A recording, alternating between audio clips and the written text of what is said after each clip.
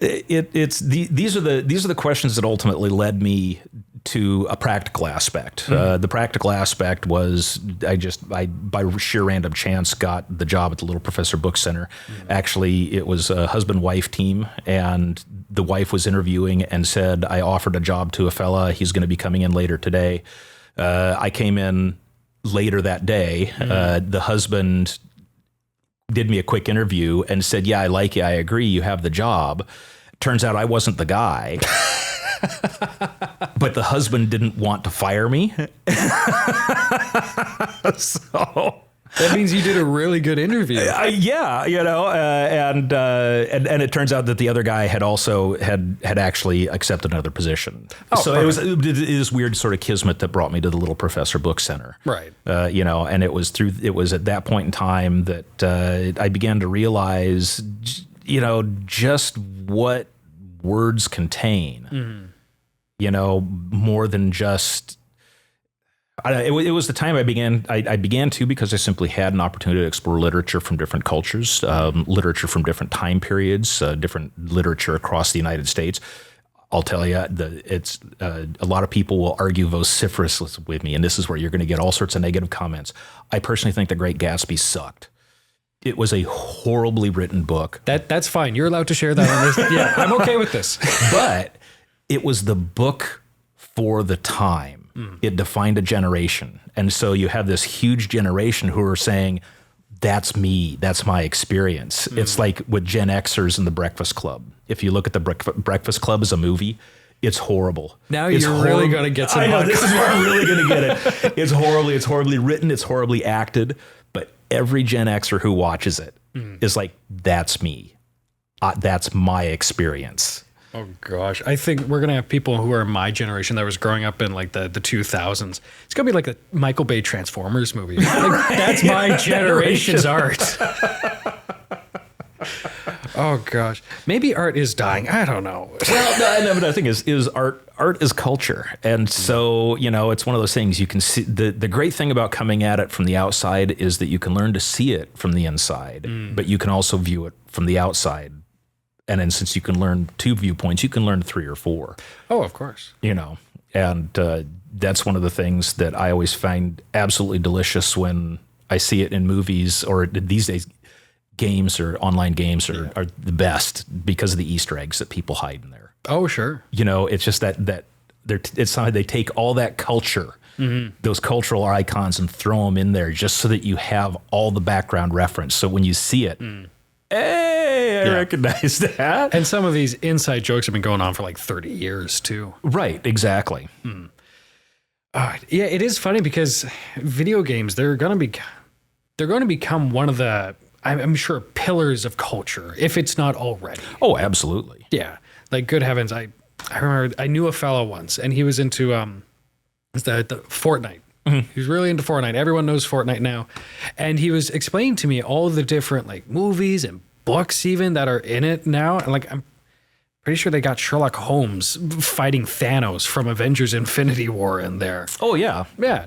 Which historians, I'm sure, are going to look back one day during this time period. They're going to go, what on earth was going on? Yes. But I guess you think about it, every historian sort of looks back at those time periods and asks what exactly is going on here. This seems pretty strange to me. And it's, you take a look at, you take a look at any given human culture. And if there's a written record that can be accessed, or permanent record that can be accessed in one way, shape, or form, the one thing that they found out about that history is there is at least one utter collapse of civilization as they knew it at the time. Yeah. In there. Whether it be the sea peoples of the Mediterranean, whether it be the Three Kingdoms period of China, whether it be, and I cannot for the life of me remember what the name of it is, but there was similar mysterious collapse of civilization in along the Gold Coast in Africa. Oh, back in the 1300s. Interesting. It's as they find more and more of these written records, they look at them and they're like, oh, the Aztecs and the Mayans. Good Lord, how many mysterious civilizations do we know of now that lived in southern Mexico, Central America, that collapsed for completely unknown reasons? Yeah, and that's I know with like the Joe Rogan types, that's probably an unfair way to describe them. But there's particular sect of people that are increasingly getting interested with this like new take on archaeology. Oh, yes. Where just like maybe before 10,000 years ago, we had super advanced societies that all fell apart. And then I know some people are really against that idea, but then I was just reading yesterday, they found like 2 kilometers worth of tunnels underneath the pyramids of pyramids of Giza. Mm-hmm. Like this massive network that we just didn't know about. We already don't know how they built the pyramids in the first place. And now there's more. Well, see, and that's where archaeology comes in that, and that's where I'll disagree. We do know how they built the pyramids. It's actually pretty obvious. I mean, slaves? No, actually. Really? They're not sure necessarily if they were indentured servants, but there are huge archaeological evidences of towns nearby the pyramids. Really? I mean, literally within walking distance. And they were for the craftsmen and their families. That makes sense. Because there was at least 2 generations that lived there. So they're like, they're like mining camps. A lot of people would never realize that there was a town of almost, oh goodness gracious, 400 people. And its height, I think 2,000 is a guesstimate, up near Glacier. Beyond Glacier, up by Church Mountain at the base of Church Mountain. Oh. It was called Shuckson. It was a mining camp that existed for 3 years while the gold rush was going on in the early 1900s up there. And there were no permanent buildings whatsoever. The only permanent building was the inn and saloon, which was literally built sort of in more of a Native American fashion of planks roped to a general frame and enough whatever on top to keep the rain off of you type of a thing. They had other concerns in that saloon, I'm sure. Yeah, exactly. Yeah. But it's that kind of a situation. I mean, we don't realize how quickly large populations can pop up. Sure. For projects like that, when a massive amounts of people, Hoover Dam. Okay. I mean, the city that popped up around Hoover Dam while it was being built was over 8,000. Really? For the course of 5 years. And then it's just gone after that? Dam was built. They were done. They went on somewhere else. That makes sense. Yeah. Yeah, like people are migratory. Like even after all these centuries, we still are really. Right, exactly. So, so you get something like that with the pyramids. And even though we ourselves are coming at it from a different cultural frame of reference, i.e. one of, well, I would have used a bulldozer, and they obviously didn't have bulldozers to do it, so obviously you couldn't have done it. It's sort of becomes that human ego, which again, you've got to wonder how much that plays in the course of the record of history. Well, if I don't know how to do it and I couldn't have done it, then obviously it had to be somebody better than me. Sure. And they were not better than me. They're uncivilized, they're savages, they're ancients. And so consequently, they could not figure out how to use human power to drag a stone or place a stone or anything along those lines. It's one of the ones I love is Secrets of the Castle. Secrets of the Castle. It's a documentary. A fella in France is building a 13th century castle from scratch using all the methods. So again, another example is in his case, he's doing it fairly piecemeal and long term. But when a castle was being built, you could easily have a town of 400 craftsmen, masons, clay workers, carpenters, everybody who is employed, because they would probably be employed for most of their career lifetime putting that castle up. Just on that one project. And they were in such limited supply because of the education systems back then that they always knew wherever they went, they had a job. Right. They were always going to have a job. They just had to go and live there and be willing to commit 10, 15 years. Yeah, that's another thing that puts into perspective. Like Notre Dame took 2 generations to build. Yeah. We don't have anything in our modern day to really compare that to, except for maybe like going to Mars. Or if you ever live down in Gig Harbor, Tacoma area, the I-5-16 interchange. But that's been going on for 3 generations now. But Yeah, by the time you've finally gone out, your child's a man now. He's ready to go out. oh no, I know a fella who was he was younger than my parents who started working on that interchange when he was a young man.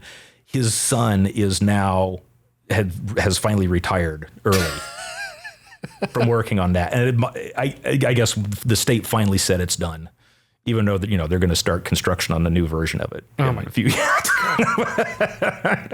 So if nothing else, you can drag a project out through pure poor planning at any given point in time.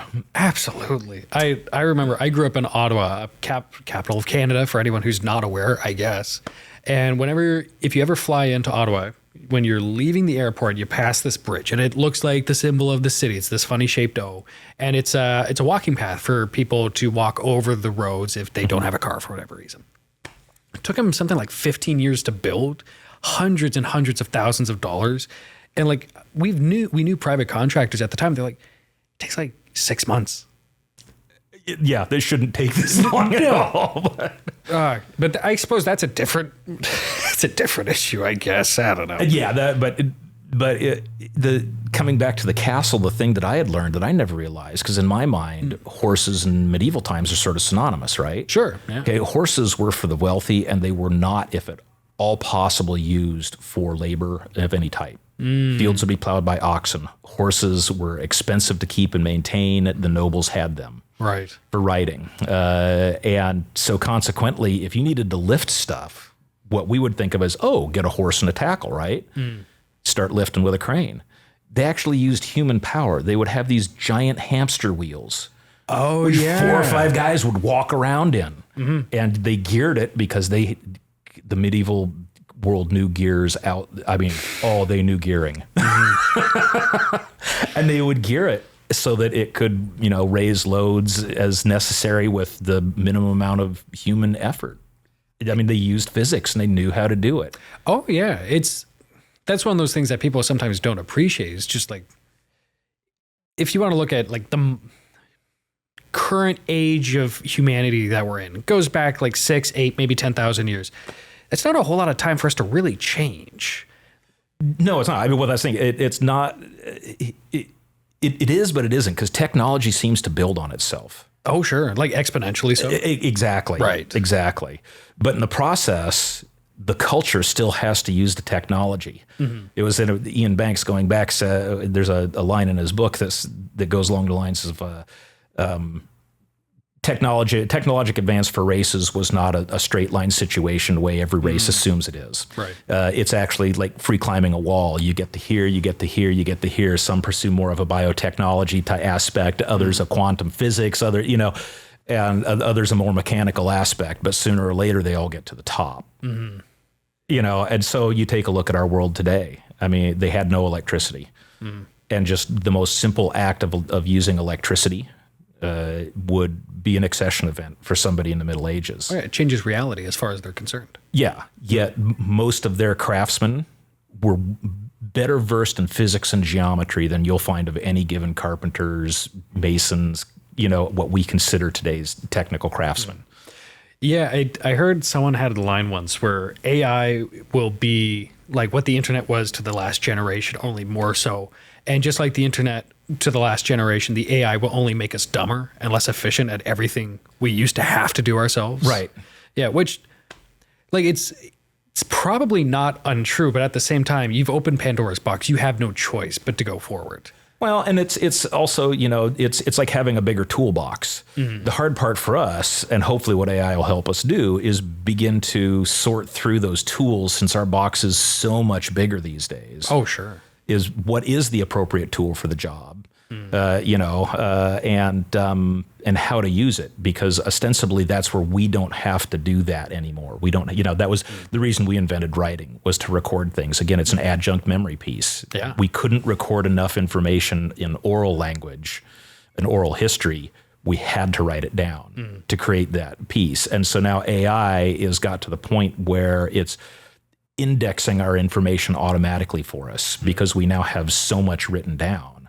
We need a semi-conscious index to search for us because we can't physically comprehend or do that search anymore. Well, no, it's too much data. Again, to use the language of evolution, the human has not evolved enough to be able to comprehend the amount of data, the volume that we are exposed to every day. Yeah.